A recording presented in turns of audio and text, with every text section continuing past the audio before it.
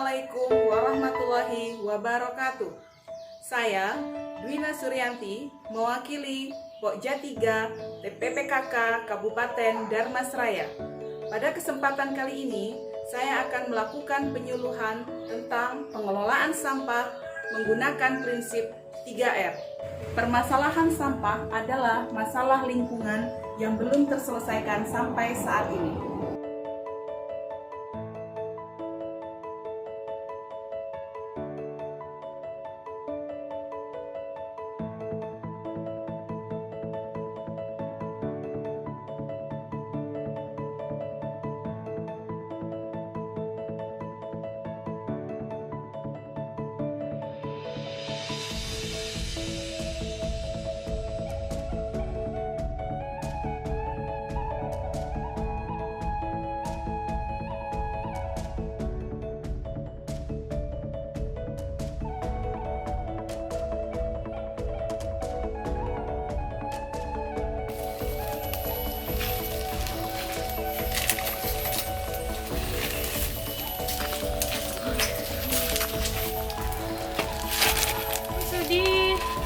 Bu Yen. Ngapain Bu Sudi? Ini bakar sampah Bu Bu Yen. Sudi, sampah itu jangan dibakar lagi Bu Sudi, nggak zamannya sampah dibakar Bu Sudi. Itu apa Bu Yen? Apa Bu sampahnya Bu Sudi? Tidak di sini Bu Sudi. Non organik, itu bisa kita manfaatkan lagi sampah. Ya Allah Bu, ini asapnya kemana-mana loh Bu, bikin sesak juga Bu. Coba lihat sampah Bu. Ini Bu. Nah, kita pilah-pilah sampahnya. Coba, boleh saya ke rumah Ibu? Coba saya bantu untuk pilah-pilah sampah. Bu, kesini Bu, Ini masuk asap, aja ya Bu, Allah, masuk lewat sana Bu. Bikin sesak nafas ini asap. Permasalahan tersebut mendorong kita semua untuk peduli terhadap lingkungan kita. Sampah rumah tangga yang kita hasilkan sehari-hari bisa kita pilah-pilah terlebih dahulu sebelum nantinya memang sudah tidak bisa dimanfaatkan lagi. Ayo Bu, pilah-pilah sampah. Mana pilih-pilihnya Bu? Sini aja Bu. Sini aja. Kita pilah-pilah sampah. Oh, ada sampah yang lain nggak Bu? Ada Bu. Oh, mungkin kita pilah-pilah sampahnya. Besok sampah jangan dibakar lagi. Sampah itu ada 3 macamnya Bu. Sampah organik, non organik, dan residu. Ini sampah organiknya seperti ini. Kita satukan. Nah, sampah yang organik juga yang masih bisa kita pakai kembali. Kita daur ulang kembali seperti ini. Penanganan sampah organik bisa kita lakukan dengan membuat lubang di samping kanan kiri rumah atau di belakang rumah untuk menimbun sampah dan nantinya akan menjadi kompos. Kita masukkan sampah-sampah organik yang sudah kita pilah-pilah. Coba Bu Sudi masukkan. Masukkan ya Bu ya? Masukkan. Bisa kita manfaatkan untuk pupuk kompos. Jenis sampah yang kedua adalah sampah anorganik, yaitu sampah yang sulit untuk membusuk atau membutuhkan waktu yang sangat lama untuk terurai.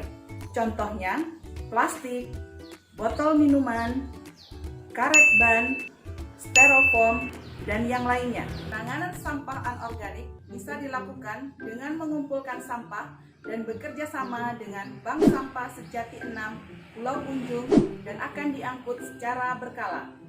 Jenis sampah yang ketiga yaitu residu seperti sampah pasar yang diangkut oleh petugas yang ditunjuk nagari yang sudah bekerja sama dengan DLH dan diizinkan diangkut ke TPA Ragusa Citiung. Pengelolaan sampah bisa kita terapkan dengan menggunakan prinsip 3R, reduce, reuse, dan recycle. Yang pertama yaitu reduce. Langkah ini mengajak kita untuk mengurangi timbulnya sampah dengan mengurangi penggunaan barang atau benda yang dapat menimbulkan tumpukan sampah. Contohnya, kita bisa mengganti kantong plastik untuk membungkus atau membawa barang dengan menggunakan tas belanjaan sendiri ketika pergi ke pasar. Bisa untuk ke pasar nih Bu. Bisa. Nah, ini cuman menyatu-nyatukan bagian atas minuman yang seharusnya dibakar, tapi kita manfaatkan lagi menjadi sebuah keranjang. Contoh yang lain kita bisa membawa botol minum atau tempat makan sendiri untuk mengurangi penggunaan styrofoam. Yang kedua yaitu reuse. Langkah ini mengajak kita untuk memanfaatkan kembali sampah. Contohnya, kita bisa memanfaatkan kemasan minyak untuk media tanam, galon bekas untuk pot bunga. Kita manfaatkan untuk media tanam. Coba di sini kita coba ya Bu ya. Iya. Ini nggak usah Ibu bakar. Biar saya masukin Bu. Ibu. Nah, coba Ibu masuk itu. Ini masih bisa kita manfaatkan. Ininya kita buang dulu.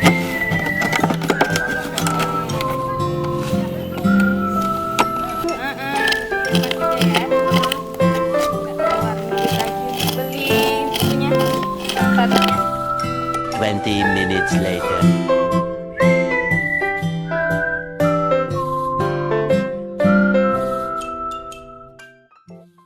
Yang ketiga yaitu recycle atau mendaur ulang. Langkah ini mengajak kita untuk mendaur ulang lagi sampah menjadi fungsi yang sama atau fungsi yang lainnya. Contohnya, kita bisa memanfaatkan botol mineral bekas untuk bahan kerajinan tangan. Sampah organik dijadikan pupuk kompos dan juga budidaya baru. buang. Oh, ini bisa dibuat bunga Bu Sudi. Dipotong. Kita potong, kita buat bunga. Kita dipotong nanti supaya bagus. Bu Sudi kasih warna, kasih cat sesuai apa warna yang Bu Sudi suka. 6.5 hours later. Seandainya ini dikembangkan, usaha seperti ini bisa menambah nilai ekonomi loh Bu Sudi, bisa menambah pendapatan kayak kita ibu-ibu rumah tangga ya. Daripada bakar sampah yang ada kita manfaatkan, oh nambah uang masuk lagi Bu Sudi. Kita kasih potnya. Coba Bu Sudi lihat.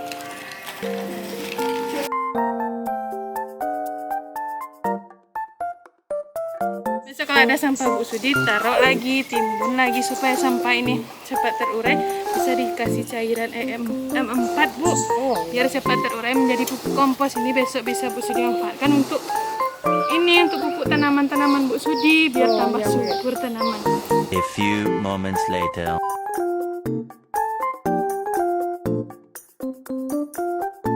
Salah satu inovasi yang dilakukan untuk mengurangi sampah organik, sekelompok masyarakat di Negari Gunung Medan memanfaatkan limbah organik untuk media budidaya maggot Black Soldier Fly atau BSF. Bahkan, limbah yang dijadikan media budidaya maggot dimanfaatkan kembali untuk pupuk organik dengan kualitas terbaik. Pada umumnya, limbah organik seperti sayuran maupun buah-buahan dan limbah perikanan hanya dibuang untuk mengurangi pencemaran. Sejumlah limbah organik ini dijadikan sebagai media pakan budidaya maggot BSF atau ulat yang dihasilkan dari proses siklus larva. Larva ini salah satu jenis lalat yang banyak ditemukan di tempat-tempat terdapat sampah organik. Sebelum dijadikan media pakan maggot BSF, limbah organik ini dicacah halus terlebih dahulu, langsung ditebar ke media biofon atau media budidaya maggot. Pembiakan memakai kandang lalat yang diberi jaring sedemikian rupa. Lalat ini akan bertelur pada kayu-kayu yang telah disiapkan khusus. Telur yang ada lalu dipindahkan ke kandang pembesaran atau biopot mini. Telur akan menetas dalam 3 hari dan menjadi belatung. Saat belatung berumur 6 hari, maka segera dipindahkan ke biopot pembesaran. Masa pembesaran memakan waktu hingga 20 hari. Dari belatung ini, sebagian kecil kita jadikan indukan lagi untuk berproses menjadi satu siklus, untuk dijadikan pupuk organik yang berkualitas baik untuk tanaman. Sisa limbah ini bisa dijadikan pupuk padat maupun cair dengan kaya asam amino, enzim, mikroorganisme, dan hormon yang tidak ditemukan pada pupuk organik lainnya. Kandungan protein yang tinggi dalam belatung ini bisa untuk pakan alternatif bagi ikan, ayam, burung, dan juga sapi. Pilih dan kenali dulu jenis sampah agar pengelolaan sampah menjadi maksimal. Dengan menggunakan prinsip 3R yang sederhana akan memberikan dampak yang signifikan dalam penanganan permasalahan sampah di lingkungan kita.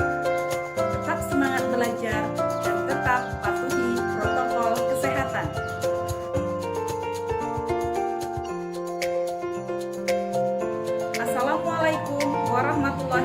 wabarakatuh.